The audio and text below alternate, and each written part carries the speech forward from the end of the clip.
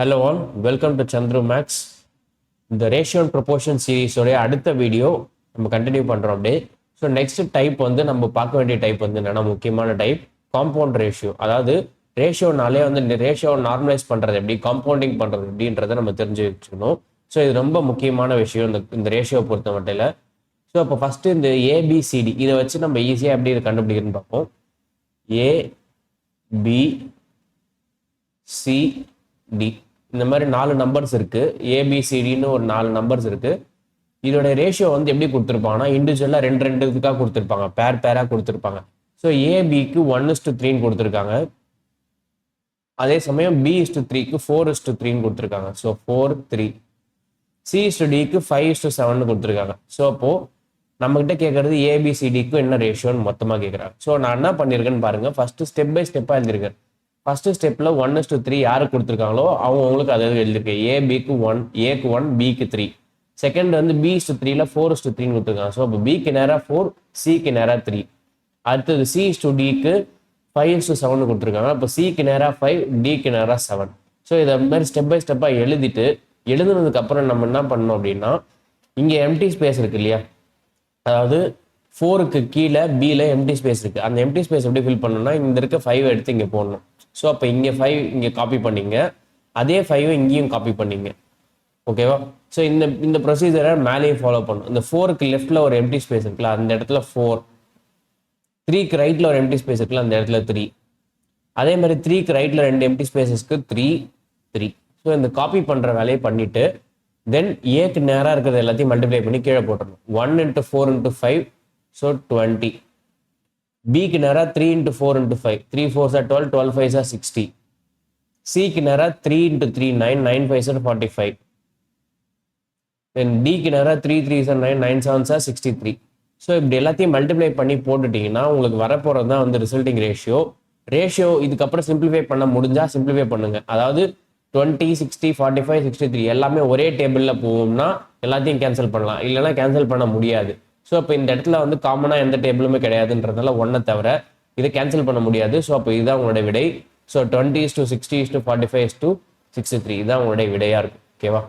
So அப்போ இந்த கேள்வி வந்து முக்கியமான டைப். அதாவது எதுக்குன்னா வந்து இந்த மாதிரி ரேஷியோ வச்சு சால்வ் பண்ணக்கூடியது. இந்த ரேஷியோ வந்து காம்பவுண்ட் பண்ணக்கூடியது எப்படின்னு தெரிஞ்சுச்சுன்னா நீங்கள் மற்ற கேள்வியெல்லாம் இது ஈஸியாக சால்வ் பண்ணலாம். ஃபர்ஸ்ட் இந்த மெத்தட் தெரிஞ்சுக்கிறது ரொம்ப இம்பார்ட்டன்ட் ரேஷியோ பொறுத்த வரைக்கும். அடுத்த கேள்வி, இதுலேயே வந்து எக்ஸ்டெண்டட் செயின் ரேஷியோன்னு ஒரு மாடல் இருக்கு. PQRS வந்து கண்டுபிடிக்கணும். PQRும் RSும் கொடுத்துருப்பாங்க. ஸோ PQ, QR அந்த மாதிரி கொடுக்காம PQR மொத்தமாக கொடுத்துருந்தா அது எப்படி கண்டுபிடிக்கிறது அப்படின்றத பார்ப்போம். ஸோ PQRS கண்டுபிடிக்கணும். நம்ம வந்து PQRS கண்டுபிடிக்கணும். ஸோ அப்போ PQR கொடுத்துருக்காங்களா, P:Q:R 13:5:14. ஸோ 13:5:14 அது அப்படியே போட்டுருங்க. யார் எதுக்கு கீழே இருக்காங்களோ அதுக்கு நேராக. Pக்கு 13, Qக்கு 5, Rக்கு 14. ஸோ அப்போ இந்த Pக்கு நேராக 13, Qக்கு நேராக 5, Rக்கு நேராக 14 போட்டாச்சா. நெக்ஸ்ட் R:S கொடுத்துருக்காங்க. Rக்கு நேராக 42, Sக்கு நேராக Rக்கு நேராக 42, Sக்கு நேராக 3. ஸோ Rக்கு நேராக 42, Sக்கு நேராக 3. ஓகேவா? இப்போ நம்ம பண்ண வேண்டிய ஒரு வேலை இருக்கு. என்னன்னா இந்த 42 காப்பி பண்ணி போடுறது. அப்படி பண்ணலாம், ப்ரீவியஸாக பண்ண மாதிரியும் பண்ணலாம், இல்லை கொஞ்சம் யோசிச்சு நம்ம ஒன்று பெட்டராக ஒன்று பண்ணலாம்.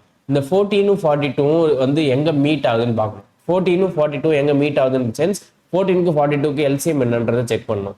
14க்கு 42க்கு எல்சிஎம் என்னவா இருக்கும்? 14க்கு 42க்கு எல்சிஎம் வந்து ஆப்வியஸாக 42 தான் இருக்கும். ஏன்னா 14 × 3 42. ஸோ 14 டேபிளில் 42 வருது. ஸோ அப்போ ரெண்டுத்துக்கு எல்சிஎம் 42ன்றதுனால நான் இதை அப்படியே 42ன்னு வச்சுக்கிறேன்.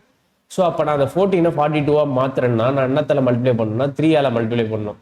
அதே 3ஆல் இங்கேயும் நான் மல்டிப்ளை பண்ணணும், அதே 3ஆல் இங்கேயும் மல்டிப்ளை பண்ணணும். ஸோ அப்போ 13 × 3 39, 5 × 3 15, S × 3 அது எஸ்ஸுக்கு வந்து எதுவுமே இல்லை இல்லையா. ஸோ அப்போ 3. ஸோ இந்த 14 42 மாற்றிட்டுனா எனக்கு பிரச்சனை முடிஞ்சுது. ஸோ அப்போ அதை தான் நான் பண்ணியிருக்கேன். ஸோ அப்போ 39:15:42:3. ஆக்சுவலாக வந்து ஆன்சரில் பாருங்கள் 39 15 42 3 இருக்கா. ஸோ அப்போ அதுதான் உங்களோட ஆன்சர். பட் ஆனால் ரேஷியோன்றது எப்பவுமே சிம்பிளிஃபைடாக இருக்கணும். ஸோ எல்லாமே 3 டேபிளில் போகும். ஸோ இதை வந்து இப்படி கூட ஆன்சராக கொடுத்துருக்கலாம். ஸோ 13:5:14:1. ஸோ இப்படியுமே ஆன்சர் கொடுத்தா இதுவுமே கரெக்ட் தான், சரியான விடை தான். இதுவும் எப்படி ஆன்சர் கேட்குறாங்களோ அதுக்கேற்ற மாதிரி நீங்கள் ஆன்சர் பண்ணால் போதும். ஓகேவா? ஸோ என்ன கேள்வியாக கேட்குறாங்க அப்படின்னு பாருங்கள், என்ன ஆன்சரில் இருக்குன்றத ஒரு அடி பார்த்துட்டு அப்புறமா நீங்கள் சால்வ் பண்ணுங்கள். ஸோ ஆன்சரை பார்த்துட்டு என்னடா இது வரலையே அப்படின்னு சொல்லி நிற்கக்கூடாது. ஆன்சர்லேயும் ஒரு கண்ணு வச்சுக்கணும் எப்பவுமே. ஓகேவா? ரைட். அடுத்தது ஓகே, அடுத்த டைப் நம்ம என்னன்னு பார்ப்போம், டிவிஷன் ஆஃப் அமௌண்ட். இது வந்து கொஞ்சம் முக்கியமான மாடல். ரேஷியோ அண்ட் ப்ரொபோர்ஷனில் பொறுத்த வரைக்கும் ஒரு அமௌண்ட்டை 3 பேரோ இல்லை 4 பேரோ ஸ்பிளிட் பண்ணணும் அப்படின்ற மாதிரி கேள்வியெல்லாம் கேட்டுகிட்டே இருப்பாங்க. ஸோ இது எப்படி சால்வ் பண்ணுறது நம்ம பார்ப்போம். ஸோ ஃபர்ஸ்ட் கேள்வி 1287 1287 ஆனது ராகுல், மோனிகா மற்றும் யுவராஜ் ஆகியோரிடையே அவர்களின் தனிப்பட்ட பங்குகளிலிருந்து முறையே 36, 22 மற்றும் 29 கழிக்கப்பட்டால் மீதமுள்ள தொகை 17:7:16 என்ற விகிதத்தில் இருக்குமாறு பிரித்து வழங்கப்படுகிறது. மோனிகாவின் உண்மையான பங்கை கண்டறியும். ஸோ 3 பேர் இருக்காங்க, ராகுல், மோனிகா, யுவராஜ். ஸோ இவங்க 3 பேருக்குள்ள அமௌண்ட்டை பிரிக்கிறாங்க. என்ன அமௌண்ட்டை பிரிக்கிறாங்கன்னா 1297 தான் 3 பேருக்கும் பங்கு சரி பங்கா இல்லை, 3 பேருக்கும் பங்கு பிரிக்கிறாங்க. ஓகேவா? ஸோ பங்கு பிரிச்சதுக்கு அப்புறம் என்ன பண்றாங்கன்னா ராகுல்கிட்ட இருந்து 36 ரூபாய் எடுத்துக்கிறாங்க, -36. மோனிகா இருந்து -22. நமக்கு எவ்வளோ அமௌண்ட்டுன்னு தெரியாது. ராகுலுக்கு எவ்வளோ கிடைச்சது, மோனிகாவுக்கு எவ்வளோ கிடைச்சது, யுவராஜுக்கு எவ்வளோ கிடைச்சது நமக்கு தெரியாது. பட் கிடைச்ச அமௌண்ட்ல இருந்து ராகுல் கிட்ட இருந்து 36 எடுத்துட்டாங்க, மோனிகா கிட்ட இருந்து 22 எடுத்துட்டாங்க, தென் யுவராஜ் இருந்து 29 எடுத்துட்டாங்கன்னு வச்சுக்கோம். ஸோ மீதமுள்ள தொகை என்ன ரேஷியோவில் இருக்கும் அப்படின்னா 17:7:16 இந்த ரேஷியோவில் இருக்குன்றாங்க. ஸோ இப்போ இந்த மாதிரி ரேஷியோவில் இருந்துச்சுன்னா மோனிகாவின் உண்மையான தொகை என்னன்னு கண்டுபிடிக்க சொல்றாங்க. சிம்பிளா இந்த விஷயத்த நம்ம சால்வ் பண்ணலாம், சிம்பிளா அந்த கேள்வி சால்வ் பண்ணலாம். இது வந்து யோசிக்க வேண்டிய விதத்தை மட்டும் நம்ம லைட்டா சேஞ்ச் பண்ணா போதும். அதாவது இண்டிவிஜுவலா பிரிச்சு கொடுத்ததுக்கு அப்புறம் 36, 22, 29 கழிச்சா டோட்டல்ல இருந்து கழிச்சதுக்கு சமமா தான் இருக்கணும். ஸோ அதாவது 1287 இருக்கு, இதுல இருந்து 36 + 22 + 29 இது மூணுத்தையும் ஆட் பண்ணி நம்ம டைரக்டா இதுல இருந்து சப்ட்ராக்ட் பண்ணா என்ன? ஸோ அப்படி சப்ட்ராக்ட் பண்ணாலும் இப்படி சப்ட்ராக்ட் பண்ணாலும் ஒண்ணுதான் இல்லையா? மொத்த அமௌண்ட்ல இருந்து இதுல கழிச்சிருக்காங்கன்றது சேம் தானே. ஸோ அப்போ 36 + 22 உங்களுக்கு 58, 58 + 29 68, 78, 88, 87. ஸோ அப்போ 87 இதுல இருந்து டைரக்டா சப்ட்ராக்ட் பண்ணலாம். இது மூணுத்தையும் ஆட் பண்ணா 87. ஸோ டைரக்டா 87 இருந்து சப்ட்ராக்ட் பண்ணா உங்களுக்கு 1200 வருது. ஸோ இப்போ இந்த 1200 தான் இந்த ரிமைனிங் அமௌண்ட். ஓகேவா? 3 பேர்கிட்ட இருக்கிற ரிமைனிங் அமௌண்ட். இதை வந்து 17:7:16 ரேஷியோல ஸ்பிளிட் ஆயிருக்கு. ஸோ அப்போ நம்ம 17 + 7 24, 24 + 16 40. ஸோ அப்போ இந்த 1200 நம்ம 40 ஸ்பிளிட் பண்ணும்.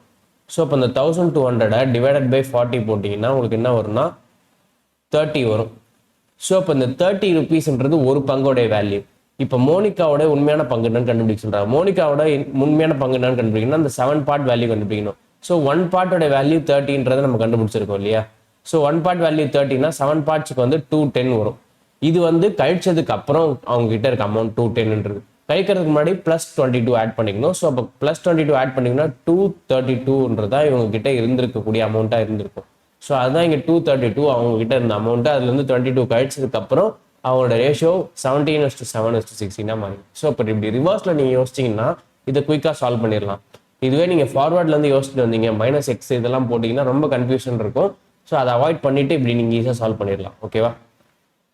ஓகே, அடுத்தது இதே மாதிரி ஒரு டைப்ல இதே கேள்வி சால்வ் பண்ணி பார்ப்போம், உங்களுக்கு இன்னும் பெட்டர் ஐடியா கிடைக்கும். ஸோ இப்போ 1386 is divided among Vinod, Kajal and Arpit in such a way that if 74112 be deducted from the respective shares, they have money in the ratio 4:10:12. Find the actual share of Kajal. So இப்போ என்ன சொல்றாங்கன்னா 1386 தொகையானது வினோத், காஜல் மற்றும் அர்பித் ஆகியோரிடையே அவர்களின் தனித்தனி பங்குகளிலிருந்து முறையே 7, 41 மற்றும் 12 கழிக்கப்பட்டால் மீதமுள்ள பணம் 4:10:12 என்ற விதத்தில் இருக்குமாறு பிரித்து வழங்கப்படுகிறது. காஜலின் உண்மையான பங்கை கண்டறியும்னு சொல்லி கேட்குறாங்க. ஸோ இப்போ என்ன பண்றாங்கன்னா அதே மாதிரி தான் பண்றாங்க. திரும்ப 3 பேர் இருக்காங்க, வினோத், காஜல், அர்பித். ஓகேவா? ஸோ இவங்க 3 பேருக்கும் இந்த ஒரு அமௌண்ட்டை சரிசமா இல்லை, ஒரு விகிதத்தில் பிரிக்கிறாங்க. இது மாதிரி பிரிச்சதுக்கு அப்புறம் என்ன பண்றாங்கன்னா வினோத் கிட்ட இருந்து 7 ரூபாய், காஜல்கிட்ட இருந்து 41 ரூபாயும், அர்பித்திட்ட இருந்து 12 ரூபாயும் கழிக்கிறாங்க. ஸோ அப்படி கழிச்சதுக்கு அப்புறம் என்ன பண்றாங்க, அவனோட ஷேரோட ரேஷியோ என்ன சொல்றாங்கன்னா 4:10:12ன்றாங்க. ஓகேவா? ஸோ இப்போ கழிச்சதுக்கு அப்புறம் இந்த அமௌண்ட்ல கழிக்கிறாங்க அப்படின்னா நம்ம டோட்டல்ல இருந்தே அதை ரிமூவ் பண்ணலான்றதை நம்ம பார்த்தோம். 1386 இருந்தே அதை நம்ம ரிமூவ் பண்ணிடலாம். 1386 இருந்து எவ்வளவு ரிமூவ் பண்ணணும்னு பாருங்க. 7 + 41 48, 48 + 12 58 60. ஸோ அப்போ 60 இதுல இருந்து நம்ம ரிமூவ் பண்ணிட்டோம்னா நமக்கு என்ன வரும்னு பாருங்க, 1326 வரும். ஸோ இந்த 1326 தான் நம்ம எத்தனை பார்ட்ஸா டிவைட் பண்ணுன்றது இந்த ரேஷியோ சொல்லும். 4 + 10 + 12, 4 + 10 14. ஸோ அப்போ 26 பிரிக்கணும். 1326 26 பார்ட்ஸா பிரிச்சீங்கன்னா 1 பார்ட்டோட வேல்யூ கிடைக்கும். ஸோ இது வந்து 1 13 0 2 13 2 13 இது. ஸோ 102 டிவைடட் பை 2 வந்து 51. ஸோ 1 பார்ட்டோட வேல்யூ என்னது 51. ஓகேவா? ஸோ 1 பார்ட்டோட வேல்யூ 51னா நமக்கு தேவை யாரோட ஷேர் தேவைன்னு பாருங்க. காஜலின் உண்மையான ஷேரை கண்டறியும்னு கேட்குறாங்க. ஸோ காஜலோட உண்மையான ஷேர் என்னது 10. 10ஓட வந்து 510 வரும் இல்லையா? 1 பார்ட் வந்து 51னா 10 பார்ட்ஸ் வந்து 510 வரும். இப்போ இந்த 510ன்றது 41 ரிமூவ் பண்ணதுக்கப்புறம் 510. ஸோ அப்போ 41 திரும்ப ஆட் பண்ணிட்டீங்கன்னா உங்களுக்கு ஒரிஜினல் ஷேர் கிடைச்சிடும் 551. இதுதான் வந்து காஜலுடைய உண்மையான ஷேர். ஓகேவா? இந்த 551லேருந்து 41 ரிமூவ் பண்ணதுக்கப்புறம் தான் 510. ஸோ இப்போ 551 தான் சரியான விடை. ஓகேவா? ஸோ காஜல்கிட்ட இருந்து அந்த 41 ரிமூவ் பண்ணதுனால தான் உங்களுக்கு 510 கிடைச்சது. இல்லைன்னா உங்களுக்கு 551 இருந்திருக்கும். ஓகே. அடுத்த type division of amount. So இப்போ டைரக்டா ரேஷியோல இருந்து அமௌண்ட்டை டிவைட் பண்றது. இது ரொம்ப சிம்பிளான கேள்வி தான். ஸோ இப்போ முதல் கேள்வி எடுத்துப்போம். 1071 என்ற தொகையானது M, N மற்றும் T ஆகிய 3 நபர்களுக்கு பிரித்தளிக்கப்பட உள்ளது. ஸோ அப்போ M இருக்காங்க, N இருக்காங்க, T இருக்காங்க. ஓகேவா? ஸோ இந்த 3 பேருக்கும் அந்த அமௌண்ட்டை பிரிக்கணும். எப்படி பிரிக்கணும்னு பாருங்க. M மற்றும் N பங்களின் விகிதம் 3:9. ஸோ M-க்கும் N-க்கும் விகிதம் வந்து 3:9. N மற்றும் T பங்குகளின் விகிதம் 6:9. இப்போ வந்து N and T கொடுத்துருக்காங்க. N and T வந்து 6N 9 வந்து T. ஓகேவா? இப்போ இந்த ரேஷியோ கொடுத்துருக்காங்க. இதுக்கப்புறம் நம்ம இதை வந்து என்ன பண்ணணும்னா காம்பவுண்ட் ரேஷியோ கண்டுபிடிக்கணும். ஸோ காம்பவுண்ட் ரேஷியோ ஃபர்ஸ்ட் எப்படி கண்டுபிடிப்போம்னா ரெண்டுத்துக்கும் எல்சிஎம் எடுப்போம், இல்லைனா வந்து இந்த 6 அப்படியே இங்கே காப்பி பண்ணுவோம். ஸோ இந்த ரெண்டு இடத்துல ஏதாவது ஒன்று ஃபாலோ பண்ணிக்கலாம். தென் 3 6 are 18, 3 6 18, 9 6 54, 9 9 81. ஸோ இது வந்து M/N/T ஜென்ரலா. இதை வந்து நம்ம இது பண்ண முடியுமா, ரெடியூஸ் பண்ண முடியுமான்னு பார்ப்போம். எல்லாத்தையுமே 9 டேபிளில் கேன்சல் பண்ணலாம். 2 9 6 9, இது வந்து 9 9. ஸோ அப்போ 2:6:9 தான் simplest ratio of M/N/T. Okay, இதை கண்டுபிடிச்சதுக்கு அப்புறம் இப்போ என்னன்னு பங்கு என்னன்னு கண்டுபிடிக்க சொல்றாங்க. ஸோ இப்போ எந்த அமௌண்ட்டை பிரிக்கிறாங்க, 1071 தான் பிரிக்கிறாங்க. ஸோ அப்போ இதோட டோட்டல் வேல்யூ உள்ளது 2 + 6 + 9, அதாவது 2 + 6 + 9 டோட்டல் வேல்யூ. 2 + 6 8, 8 + 9 17. ஸோ அப்போ 17 பார்ட்ஸாக பிரிக்கிறாங்க. ஸோ அப்போ 17 டிவைட் பண்ணுங்க, உங்களுக்கு ஒரு பார்ட்டோட வேல்யூ என்னன்னு கிடைக்கும். ஸோ ஒரு பார்ட்டோட வேல்யூ என்னன்னு கண்டுபிடிங்க. 17 வந்து 6 × 102, 3 × 51. ஸோ அப்போ ஒரு பார்ட்டோட வேல்யூ 63. நமக்கு என்னன்னு பங்கு வேணும். ஸோ அப்போ 6 parts × 63, 6 3 18, 6 6 36 37. ஸோ அப்போ 378 தான் அது என்னன்னு பங்கு. ஸோ பங்கின் விகிதம் வச்சு பங்கு எவ்வளோன்றதை கண்டுபிடிக்கிறோம். ஓகேவா? இங்கே அதான் நம்மளோட கோல். ரைட். இன்னொரு கேள்வி எடுத்துப்போம். 3596 is to be divided among 3 persons, M N T. So அதே மாதிரி M N T இருக்காங்க. இவங்களுக்கு இடையே அந்த 3596 ரூபாயை பிரிக்கணும். எப்படி பிரிக்கணுன்றதை பின்னாடி கொடுத்துருக்காங்க. ஸோ அதை ஃபாலோ பண்ணுவோம். பிரித்து வழங்கப்பட உள்ளது M மற்றும் N பங்குகளின் விகிதம் 6:8. ஸோ M-க்கும் N-க்கும் தெளிவாக படிங்க. M-க்கும் N-க்கும் 6:8. ஓகேவா? ஆகவும் N மற்றும் T பங்குகளின் விகிதம் 9:6. N மற்றும் T-க்கு 9:6, N T 9:6. ஓகேவா? ஸோ இப்போ இதை வச்சு நம்ம N பங்கு எவ்வளோ தொகைன்னு கண்டுபிடிக்கணும். ஸோ இப்போ இதே மாதிரி தான் திரும்ப வந்து என்ன பண்ணுங்க, இந்த 9 இங்கே காப்பி பண்ணுங்க. அதே மாதிரி இந்த 8 இங்கே காப்பி பண்ணுங்க. ஸோ அப்போ 6 9s are 54, 8 9s are 72, 8 6 are 48. ஓகேவா? ஸோ இப்போ இதை மூணுத்தையும் நம்ம கேன்சல் பண்ண முடியுமான்னு கேட்டால் கேன்சல் பண்ண முடியும். ஸோ அப்போ கேன்சல் பண்ணிடுவோம். ஸோ அப்போ இது வந்து 9 டேபிளில் 8 டேபிளில் பண்ணலாமா? ஓகே, 9 8s are பண்ண முடியாது. 9 டேபிள் 4ல் 54 வந்து 13 8 3, 2 3 4 3, இல்லை 6லேயே பண்ணிடலாம் இல்லையா? ஸோ 9 6 12 6 8 6. ஓகே. ஸோ இப்போ எல்லாத்தையும் சிம்பிளிஃபை பண்ணிட்டோம். 9:12:8 சிம்பிளிஃபை பண்ணியாச்சு. ஸோ சிம்பிளிஃபை பண்ணிட்டு இதை 3 5 9 6 எத்தனை பார்ட்ஸாக பிரிக்கணுன்றதை கண்டுபிடிங்க. ஸோ 3596 எத்தனை பார்ட்ஸாக பிரிக்கணும்னா இதோட சம் எடுங்க 9 + 12 + 8. ஸோ 29 பார்ட்ஸாக பிரிக்கணும். 20 + 9 29 பார்ட்ஸாக பிரிக்கணும். ஸோ 29 பார்ட்ஸாக பிரித்தா ஒரு பார்ட்டோட வேல்யூ கிடைக்கும். ஸோ 29 கேன்சல் பண்ணுங்க 129. ஸோ அப்போ 69 வருது 2 டைம்ஸ். தென் 6ல் முடியுது இல்லையா?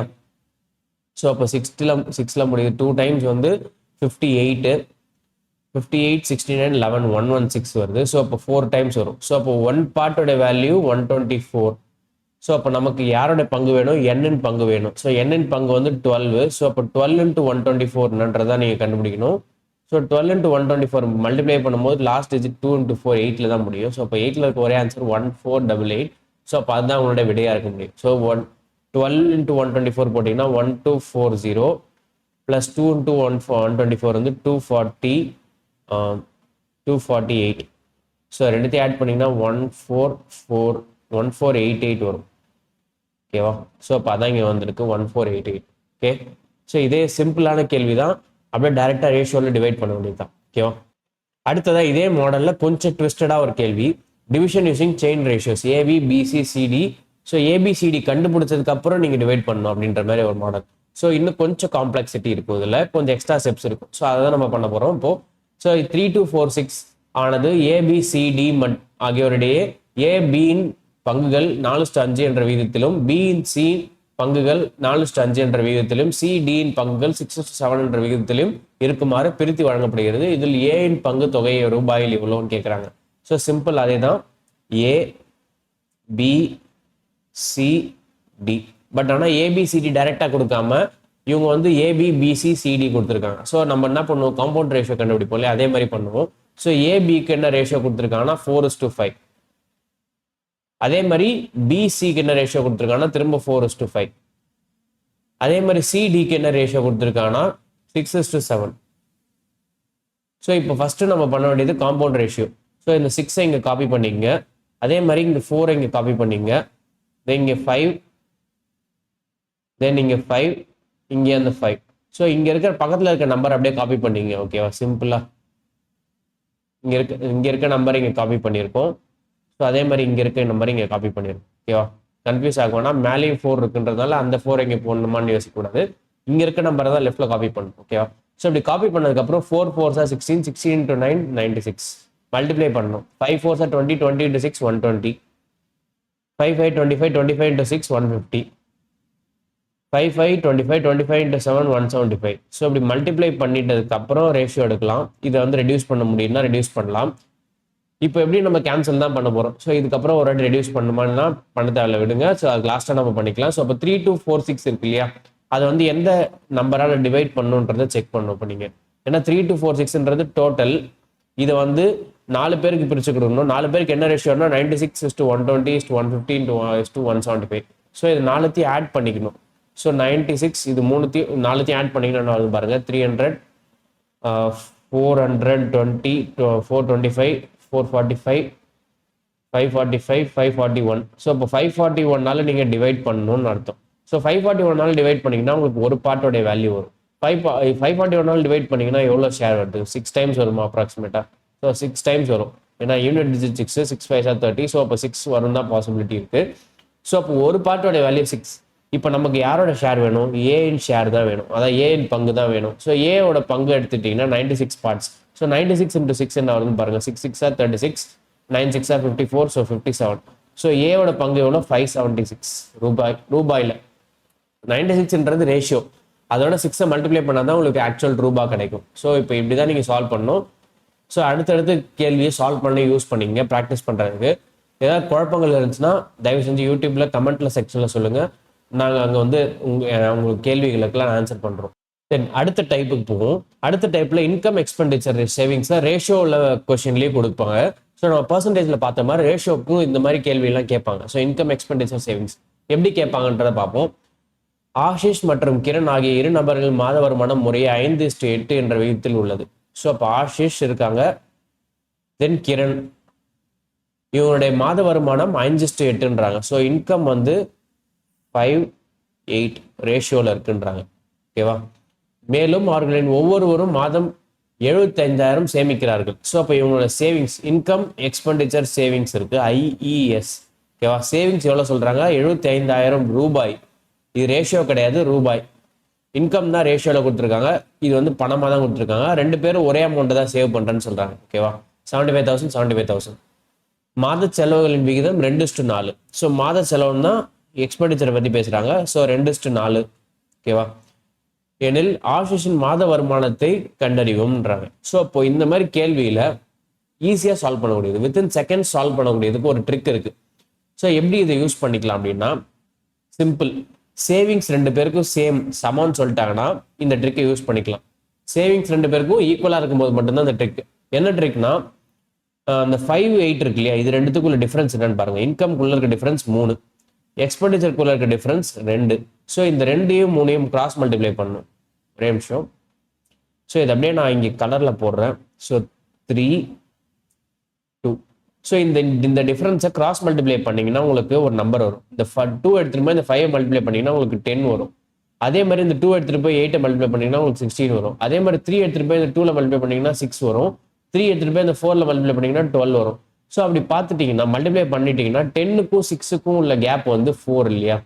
அதே மாதிரி இந்த 16க்கும் 12க்கும் உள்ள கேப்பும் 4. ஏன் இந்த கேப் சேமாக வருது அப்படின்னா, சேவிங்ஸ் ரெண்டும் சேம்ன்றதுனால தான் இது ரெண்டும் சேமாக வருது. ஸோ இவனோட சேவிங்ஸும் 4 பார்ட்ஸ், இவனோட சேவிங்ஸும் 4 பார்ட்ஸ், 75,000 75,000. இப்படி இதுக்காக தான் நம்ம இந்த மெத்தட் யூஸ் பண்ணுறோம். ஸோ இப்போ இந்த 4 பார்ட்ஸ் தான் உங்களுக்கு 75,000 அப்படின்னா 1 பார்ட்டோட வேல்யூ நீங்கள் கண்டுபிடிக்கலாம் அதை வச்சு.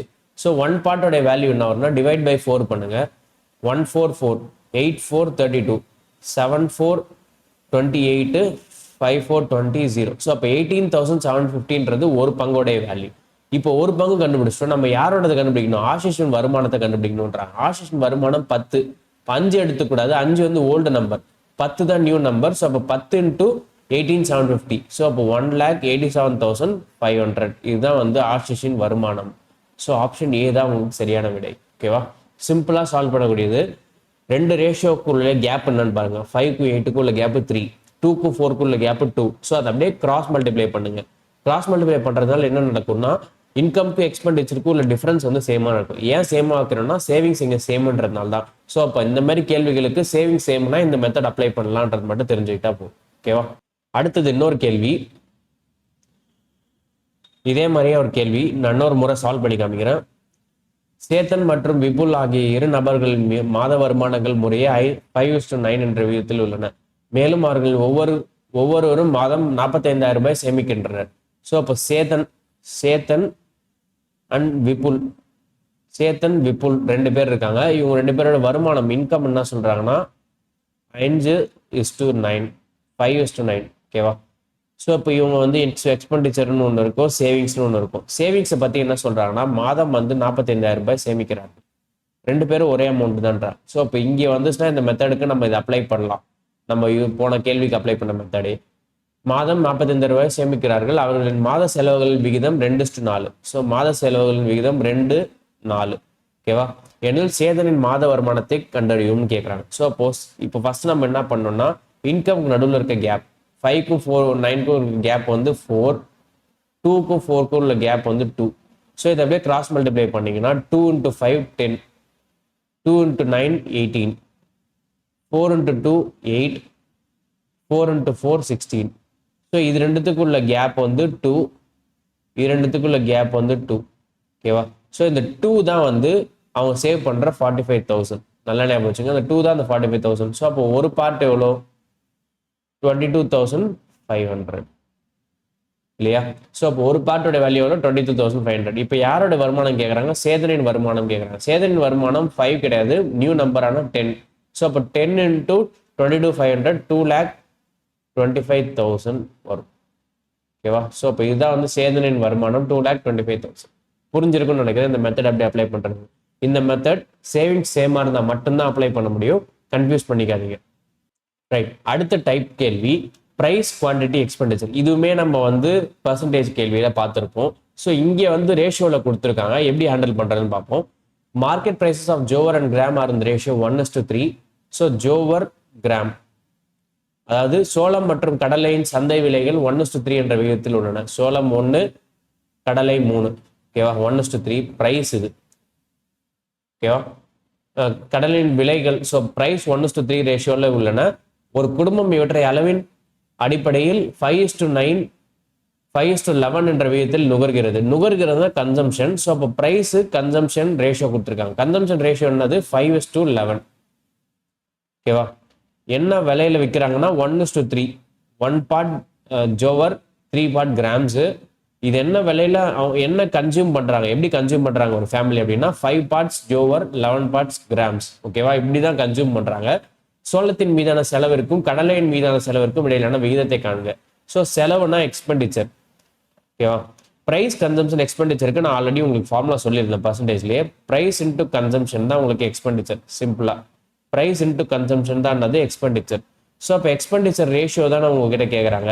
ரெண்டுத்தையும் மல்டிப்ளை பண்ணுறது 1:5 வந்து 5, 3:11 வந்து 33. ஸோ இது ரெண்டுத்துக்கான ரேஷியோ 5:33. சிம்பிளான கேள்வி தான், ஒன்றும் காம்ப்ளிகேட்டடாக எதுவுமே கேட்கலாம். ஸோ ஜோவர் கிராமோடைய ப்ரைஸ் ரேஷியோ கொடுத்துருக்காங்க, ஜோவர் கிராமோடைய கன்சம்ஷன் ரேஷியோ கொடுத்துருக்காங்க. ரெண்டு ரேஷியோ நீங்கள் மல்டிப்ளை பண்ணால் உங்களுக்கு எக்ஸ்பெண்டிச்சர் கிடைக்கும் போது. ஏன்னா price into consumption equal to expenditure. இது மட்டும் தெரிஞ்சாலே போதும். இது வந்து நம்ம பர்சன்டேஜில் நம்ம இந்த ஃபார்முலா சால்வ் பண்ணி பார்த்துருப்போம்னு நினைக்கிறேன். மிசலேனியஸ் டைப்பில் பார்த்துருப்போம். ரைட். அடுத்தது market prices of paddy and jowar. So paddy இருக்கு, ஜோவார் இருக்கு. இதோடைய விலை ப்ரைஸோடைய ரேஷியோ என்ன கொடுத்துருக்காங்கன்னா 1:3. ஓகேவா? Price ratio 1:3. அதாவது விலைகள் விகிதம் 1:3. இவற்றை அளவில் அடிப்படையில் உட்கொள்கிறார்கள். 5:7 அடிப்படையில் உட்கொள்கிறாங்க. ஸோ இப்போ கன்சம்ஷனோட ரேஷியோ 5:7. நெல் மற்றும் சோளத்தின் செயல்படும் செலவுகளுக்கான விகிதத்தை கண்டறியும். ஸோ அப்போ செலவு பண்ணுறதுக்கான எக்ஸ்பெண்டிச்சரோட ரேஷியோ கேட்குறாங்க. So price into consumption equal to எக்ஸ்பெண்டிச்சர்ன்றது உங்களுக்கு ஆல்ரெடி தெரியும். ஸோ அப்போ ப்ரைஸையும் கன்சம்ஷனை மல்டிப்ளை பண்ணுங்க. 5 × 1 5, 3 × 7 21. ஸோ அப்போ 5:21 தான் எக்ஸ்பெண்டிச்சர் ரேஷியோ. சிம்பிளான கேள்வி தான், ரொம்ப காம்ப்ளிகேட் பண்ணிக்கிறது இல்லை. ஃபர்ஸ்ட் டைமே அதை சால்வ் பண்ணிடணும், ரொம்ப டைம் எடுத்துக்கூடாது. ஓகேவா? ஸோ இந்த மாதிரி உங்களுக்கு ப்ராக்டிஸ்க்காக நிறைய கேள்வி வச்சிருக்கிறோம் பின்னாடி. ஸோ இதெல்லாம் சால்வ் பண்ணி பாருங்க. உங்களுக்கு ஏதாவது சந்தேகம் இருந்துச்சு அப்படின்னா தாராளமாக கமெண்ட் செக்ஷனில் சொல்லலாம்.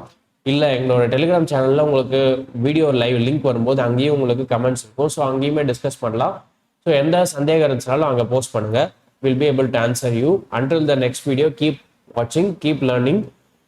உங்களோட ஃப்ரெண்ட்ஸ்க்கும் இந்த வீடியோ ஷேர் பண்ணுங்க, அவங்களுக்குமே இது யூஸ்ஃபுல்லாக இருக்கும்னு நம்புகிறோம். ஸோ இது இந்த பிடிஎஃப் ரெடி பண்ணுறதுக்கு கொஞ்சம் எஃபர்ட் பண்ணியிருக்கோம். இந்த எஃபர்ட்டை நீங்கள் எப்படி யூஸ் பண்ணிக்கலாம், அப்படி யூட்டிலைஸ் பண்ணிக்கலாம்னா இதில் இருக்கிறத நீங்கள் ப்ராக்டிஸ்க்காக நீங்கள் யூஸ் பண்ணிக்கலாம். லைக் இந்த ஃப்ரீ பிடிஎஃபை நீங்கள் இங்கே உங்களோட பயிற்சிக்காக யூஸ் பண்ணிட்டீங்கன்னா தான் எங்களுக்கு சாட்டிஸ்ஃபைங்காக இருக்கும். இது ஒரு டீமை ஒர்க் பண்ணி இந்த பிடிஎஃப் ரெடி பண்ணியிருக்கோம் அப்படின்னா இதுக்கு பின்னாடி நிறைய பேரோட ஹார்ட் ஒர்க் இருக்குது. ஸோ அந்த ஹார்ட் ஒர்க்கை நீங்கள் யூஸ் பண்ணி அதை பெனிஃபிட் அடையணுன்றதான் எங்களோட ரெக்வஸ்ட். ஸோ அதை தயவு செஞ்சு இதை கேட்டுக்கிறோம். ஸோ இந்த பிடிஎஃப் யூஸ் பண்ணி நீங்கள் எல்லாரும் உங்களோட ஸ்கோர்ஸை இம்ப்ரூவ் பண்ணிங்க. உங்களோட அப்கமிங் ஆர்ஆர்பி குரூப் டியோட எக்ஸாமாக இருக்கட்டும், ஈவன் யூஜி வரப்போகுது இல்லையா, ஸோ அந்த எக்ஸாம்லேயும் உங்களோட ஸ்கோர்ஸ் இம்ப்ரூவ் பண்ணிக்கிறதுக்கு இந்த பிடிஎஃப் உங்களுக்கு ரொம்ப ஹெல்ப்ஃபுல்லாக இருக்குன்றதை நாங்கள் பிலீவ் பண்ணுறோம். So please take advantage of this, and if you have any doubts or any queries, please put us in the comments, put down in the comment section. We'll answer your queries, and thank you for watching. Until the next one, keep learning. Okay, see you all.